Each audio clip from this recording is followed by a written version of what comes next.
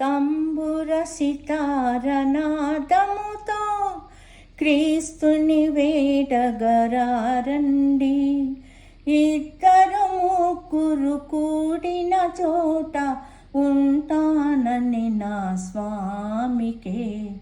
తంబుర సితారనాదముతో క్రీస్తుని వేడగరారండి. ఇద్దరు ముగ్గురు కూడిన చోట ఉంటానని నా స్వామికే.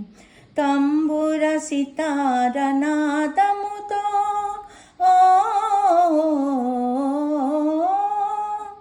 పాపులకై దిగి వచ్చినట, రోగులకే వైద్యుడని, పాపుల పంక్తిని కూర్చుని విందులు చేసిన యేసు